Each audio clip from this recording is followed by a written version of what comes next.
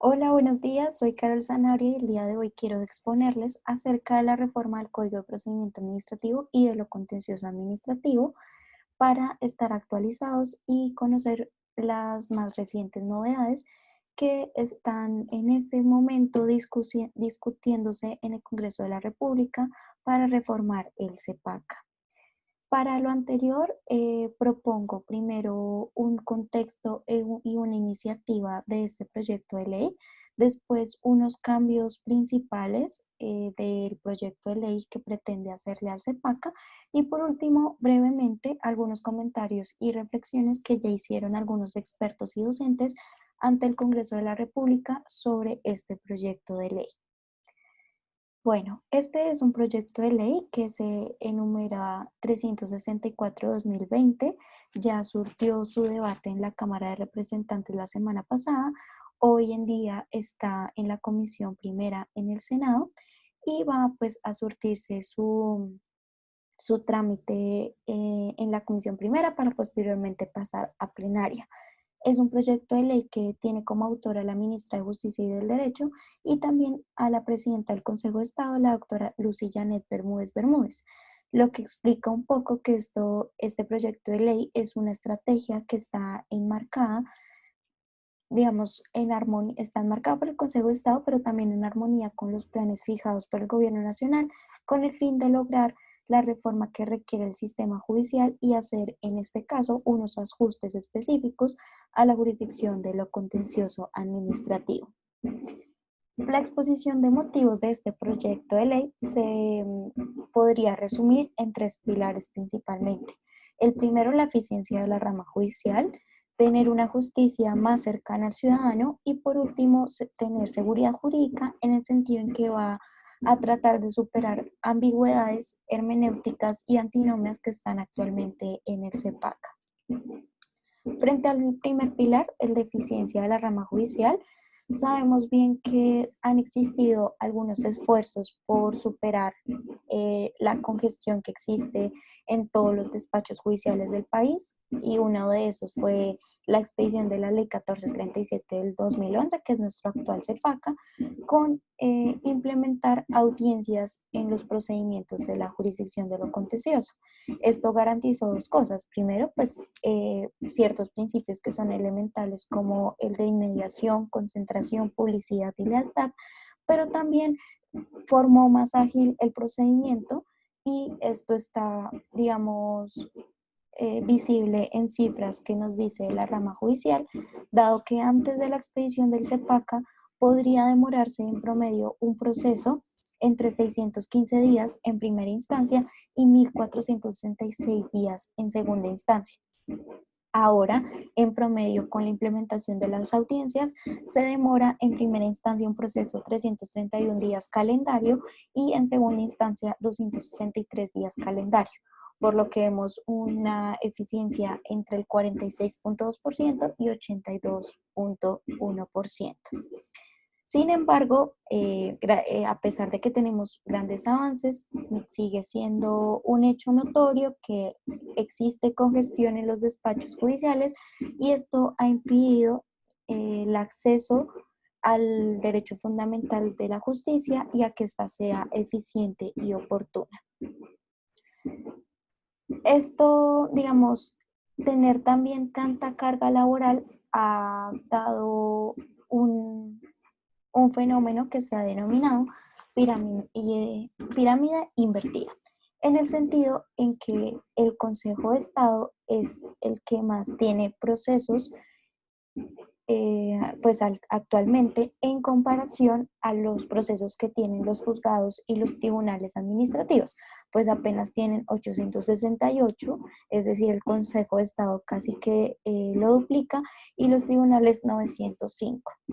A pesar de que esta es una gráfica que tiene acorte 2018, pues sí puede visibilizar en gran medida el punto de la pirámide invertida. También dice el proyecto de ley que se pretende superar las antinomias ambigüedades que se presentaron cuando se expidió la ley 1564 del 2012, que es nuestro actual Código General del Proceso, dado que el CEPACA fue expedido con anterioridad y pues obviamente tenía en sus disposiciones remisiones al Código de Procedimiento Civil y cuando se expidió el Código General del Proceso no existió pues o no hubo una armonía tan visible. Los cambios que yo les quiero exponer son principalmente dos. El primero es frente a la distribución de competencias y por último, los cambios que se pretenden hacer a los recursos. Entonces, primero la distribución de competencias. Como ya veíamos, tenemos este fenómeno de la pirámide invertida, entonces lo que se quiere principalmente es quitarle competencias al Consejo de Estado y distribuirlas. Con eso, lo que conoce hoy actualmente el Consejo de Estado en única instancia pasaría a conocerlo el Tribunal Administrativo en primera instancia en ciertos procesos como lo son nulidad y actos de certificación de registro, nulidad y restablecimiento contra actos administrativos que inicien diligencias como extinción de dominio, clarificación de propiedad, deslinda y recuperación de bienes o revisión de actos de extinción de dominio agrario. También se pretende que lo que se conoce en única instancia pase a conocerse en primera instancia por los tribunales y juzgados de nulidad y de restablecimiento del derecho que carezca de cuantía contra actos expedido por autoridades nacionales y departamentales que corresponderían a los tribunales y distritales o municipales que corresponderían a los juzgados. También se pretenden otros dos cambios. El siguiente es incrementar algunas cuantías en los procesos judiciales. El proyecto de ley habla principalmente de tres procesos,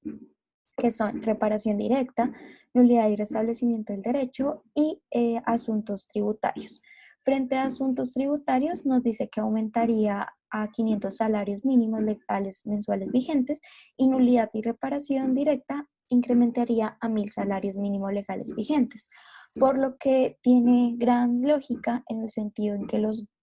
tribunales y juzgados administrativos conocerían mucho más procesos y eventualmente la idea es que excepcionalmente sea conocido por el Consejo de Estado. Estas disposiciones lo que quieren principalmente es que el Consejo de Estado deje de ser un juez de instancia, que lo puede llegar a ser los tribunales y los juzgados, y se dedique principalmente a su función unificadora de jurisprudencia. Y con eso, pues, siente unas bases y unas líneas, pues, que sean claras. También se pretende creación de nuevos despachos judiciales para quitarles cargas a los actuales. Frente a los recursos. Entonces, bien sabemos que nuestro CEPACA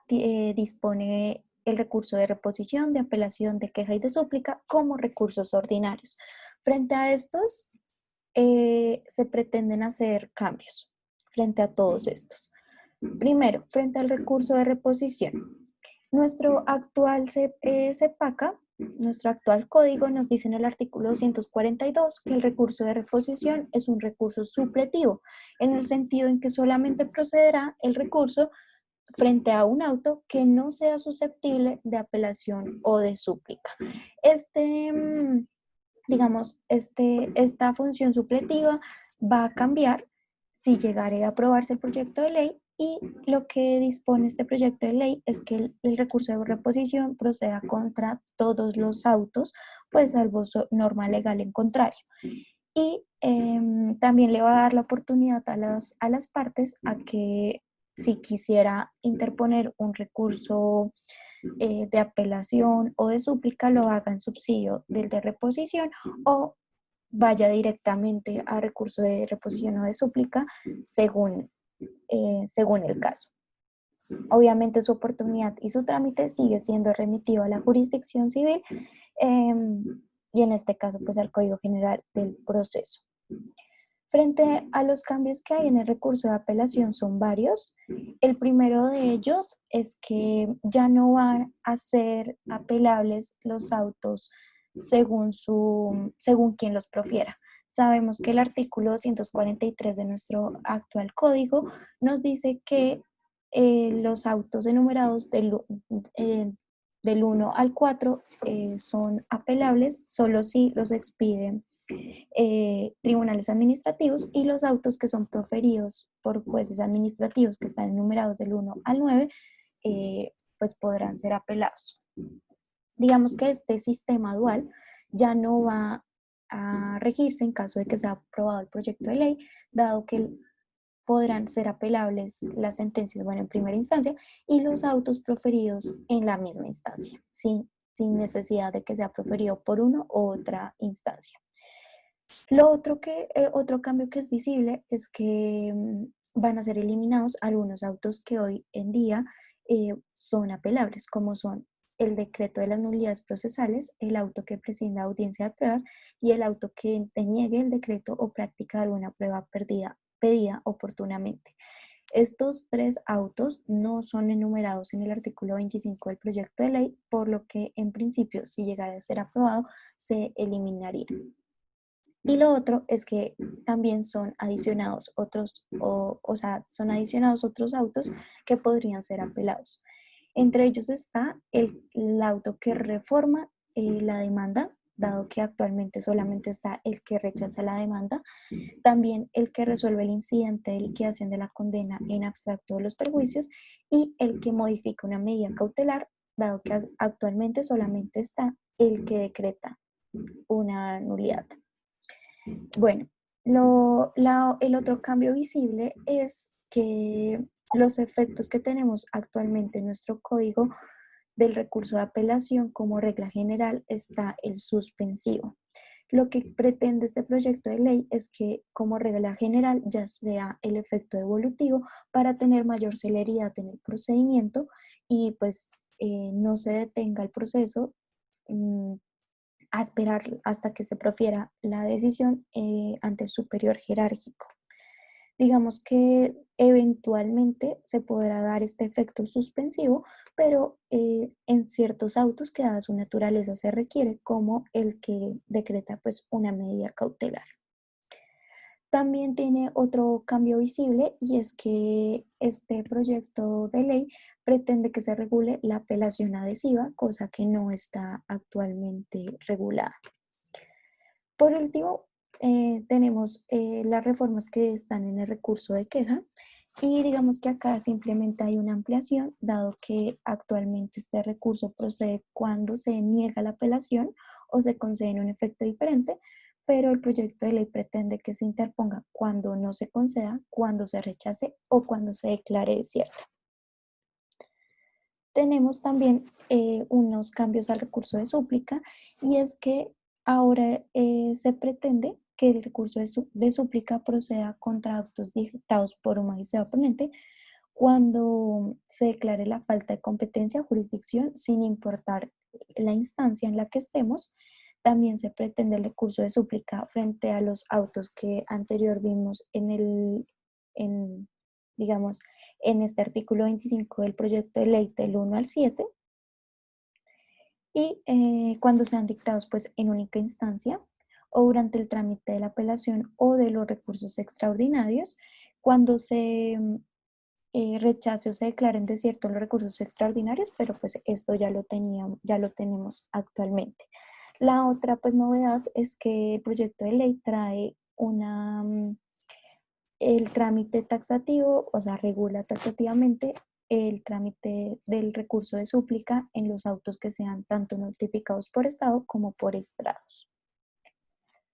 Tenemos también unos cambios en el recurso de apelación, pero de sentencias y no de autos, que son principalmente tres. Primero, vemos que el término para recurrir la sentencia sigue siendo 10 días, lo sigue siendo. Sin embargo, se dispone que también va a ser cuando sean sentencias dictadas en audiencia.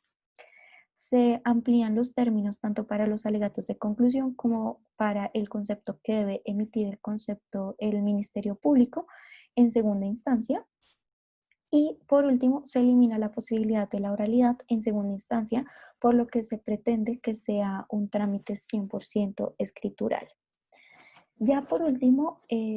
les quería como brevemente exponer algunas reflexiones que expusieron los docentes en la audiencia pública que convocó el Congreso de la República el pasado lunes 24 de agosto de 2020, que tuvo como finalidad pues escuchar a la academia. Sin embargo, quería también anotarles que el 31 de agosto, el próximo lunes, se va a escuchar a la jurisdicción, al Consejo de Estado y a presidentes de varios tribunales en el Senado de la República para saber pues su opinión frente a este proyecto de ley. Entonces, por si les interesa anotar la fecha. Bueno, el doctor Manuel Restrepo intervino y él se centró básicamente en lo que le falta al proyecto de ley. Expuso que si se van a, por ejemplo, a crear nuevos despachos, es importante prevenir el incremento de la litigiosidad, porque va a ser algo que va a ser correlativo.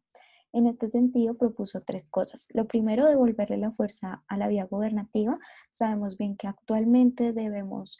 evacuar el recurso de apelación para poder acceder a la jurisdicción. Entonces, lo que propone el doctor Restrepo es que se creen grupos de trabajo por cada sector administrativo para que revisen y aprueben los proyectos de decisión de los recursos de apelación y sea más consciente estas decisiones que se profieren. También puedan eventualmente revisar la jurisprudencia que hay de unificación y se sepa cómo resolver esos recursos y en ese sentido evitar posiblemente una demanda ante la jurisdicción. También el doctor Restrepo dijo que se debe fortalecer la conciliación extrajudicial en derecho. Sabemos muy bien que es un trámite que hacemos todos para simplemente acudir a la jurisdicción, entonces no se prevé un espacio donde dialogue la entidad pues, con la parte eh, o con el interesado. Entonces, se deben dar algunas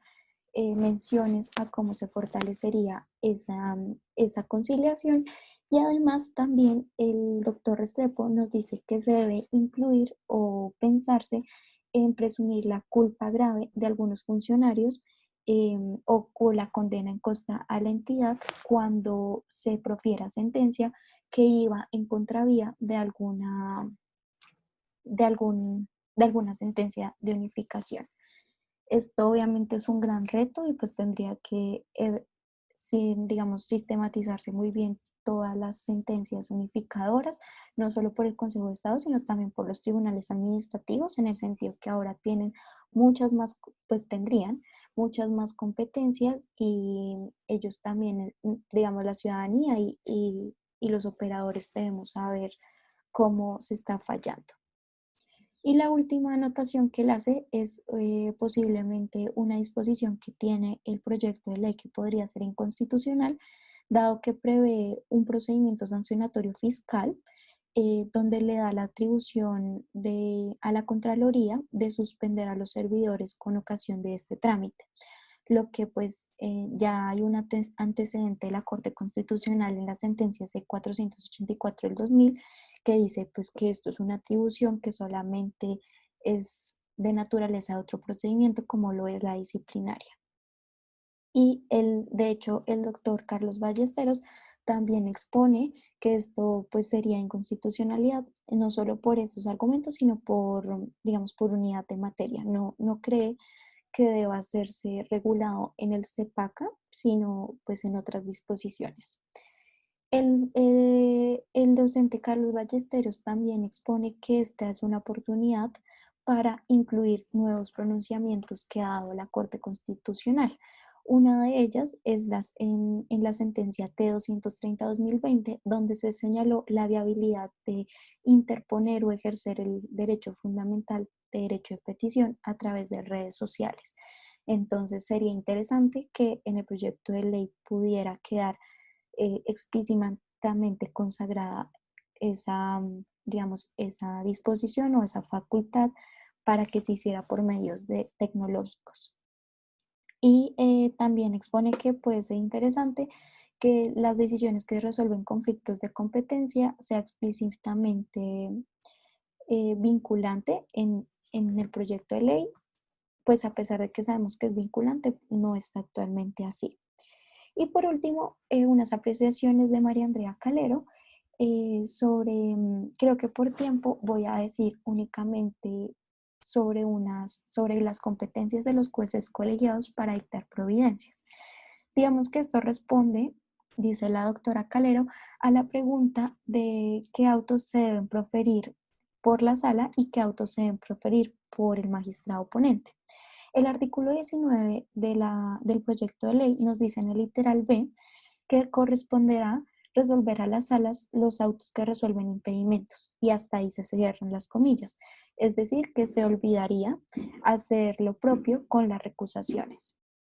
Y por último, nos dice literal F que las decisiones que corresponden ser adoptadas por las salas deberán hacerse en procesos de nulidad y actos de contenido electoral. La apreciación que hace la doctora Calero es que esto es muy amplio, muy genérico, por lo que el proceso electoral tendría, o sea, todas las decisiones que surjan en el proceso electoral tendrían que ser resueltas por las salas, lo que en últimas haría sí, como retroceder, lentizar el proceso electoral sin tener en cuenta que el proceso electoral por, digamos, disposición constitucional debe demorarse en única instancia 6 meses y en segunda instancia 1 año máximo, por lo que, en doble instancia 1 año, por lo que pues no puede ser posible que todas las decisiones sean proferidas por la sala, sino que se debe dejar algunas por el magistrado ponente, como son los autos de rechazo, el auto que admite la demanda, el auto que la inadmite o el auto que niega las excepciones pues, en el proceso. Entonces, esta es la última apreciación que les quería traer a colación. Espero que les haya gustado y que si no habían visto nada parecido, pues, o no habían leído el proyecto de ley, pues se enteraran de algunos aspectos que me parecen importantes y los invito pues a que lo lean y revisen si estas disposiciones que trae realmente, digamos, atienden a los tres pilares que habíamos visto, como son el de la celeridad, el de hacerla una justicia más cercana al ciudadano y el de las